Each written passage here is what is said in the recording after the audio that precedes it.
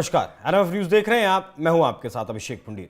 उत्तर प्रदेश की 10 सीटों पर उपचुनाव होना है, जिन्हें लेकर सभी दल अपनी अपनी तैयारियों में जुटे हैं। लेकिन सबसे मुश्किल जो काम है वो योगी आदित्यनाथ के लिए है, क्योंकि एनडीए में शामिल कई दल हैं जिन्हें सीटों की आशा है, जो सीटों की मांग कर रहे हैं, लेकिन खुलकर कोई भी मांग नहीं कर रहा है। सब चाहते हैं कि उन्हें भी कुछ ना कुछ हिस्सेदारी इस उपचुनाव में दी जाए। वो अपना दल की बात हो, आरएलडी की बात हो या फिर संजय निषाद की बात हो, सब चाहते हैं और सब इसी को लेकर अब शक्ति प्रदर्शन भी करने लगे हैं। अभी हाल फिलहाल में योगी आदित्यनाथ के फैसलों की खिलाफ रहने वाली अनुप्रिया पटेल ने भी शक्ति प्रदर्शन किया और अपने आवास पर अपने नेताओं की एक बैठक बुलाई, एक मीटिंग बुलाई, जिससे राजनीतिक दबाव बढ़ाया जा सके। आपको अगर याद हो तो 69,000 शिक्षक भर्ती के मामले में अनुप्रिया पटेल खुलकर योगी आदित्यनाथ के खिलाफ खड़ी थी। खुलकर उन्होंने एक पत्र लिखा था कि जिन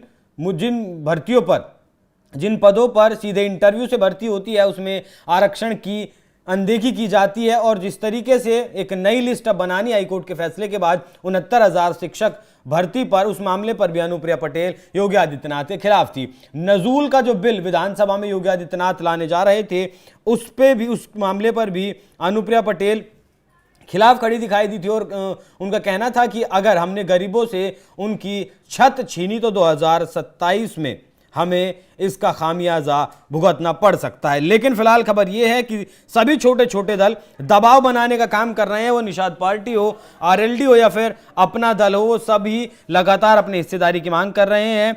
राष्ट्रीय और प्रदेश पदाधिकारियों की समीक्षा कर अनुप्रिया पटेल ने ताकत दिखाई। हालांकि कोई सीट के फिलहाल मांग नहीं की है, लेकिन राजनीतिक तौर पर जो जवाब दिया गया है वो यही है कि कहीं ना कहीं असमंजस वाली स्थिति में योगी आदित्यनाथ को डालने की कोशिश अनुप्रिया पटेल कर रही है। हालांकि टिकट के बारे में जब उनसे सवाल किया गया तो उन्होंने कोई इसका जवाब नहीं दिया। संजय निषाद का भी ऐसा ही दावा है, आरएलडी का भी ऐसा ही दावा है, क्योंकि मीरापुर सीट से जो चुनकर गए हैं आरएलडी के सांसद, आरएलडी के पास वो है सीट है, वहां से मीरापुर से आरएलडी चाहती है कि वो सीट आरएलडी को ही मिले, वो सीट उसके पास से कहीं नहीं जाए। लेकिन सबसे अहम बात यह है कि उपचुनाव योगी आदित्यनाथ के लिए बेहद अहम है। योगी आदित्यनाथ की जो जीत का श्रेय दिया जा रहा है, लोकसभा चुनाव की जो 33 सीटें जीते हैं, उसका श्रेय भी योगी आदित्यनाथ को ही दिया जा रहा है। और जिस तरीके से उत्तर प्रदेश में पिछले दिनों खबर आई कि योगी आदित्यनाथ को प्रदेश से हटाकर राष्ट्रीय राजनीति में लेकर जाया जा सकता है,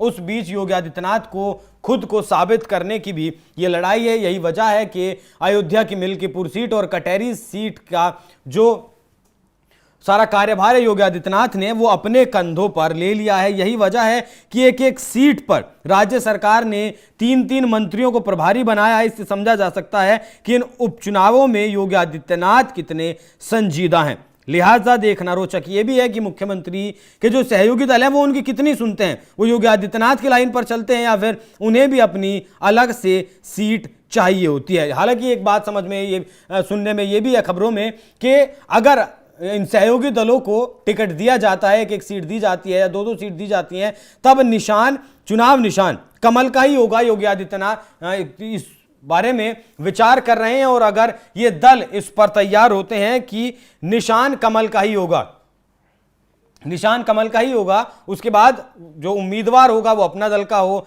या फिर आरएलडी का हो या फिर संजय निषाद की पार्टी का हो, लेकिन चुनाव का जो निशान होगा वो कमल ही होगा। जिससे जिन सीटों पर जीत मिलेगी उन सीटों पर कमल के निशान की वो जीत होगी और जीत का जो स्ट्राइक रेट होगा वो योगी आदित्यनाथ का होगा, जिसके लिए ये सारी लड़ाई की जा रही है। अब देखना होगा कि योगी आदित्यनाथ का जो मास्टर स्ट्रोक है कि चुनाव निशान कमल ही रहेगा, पार्टी कोई सी भी हो या फिर उम्मीदवार किसी भी पार्टी का हो, इस पर कुछ विवाद बढ़ता है या फिर इस मामले में योगी आदित्यनाथ पास हो जाते हैं। और जो खेल अनुप्रिया पटेल ने किया है वो उसमें फेल होती हैं या फिर योगी आदित्यनाथ अपने खेल में फेल होते हैं। बाकी इस पूरी खबर पर क्या कुछ आपकी राय कमेंट कर हमें जरूर बताएं। नमस्कार।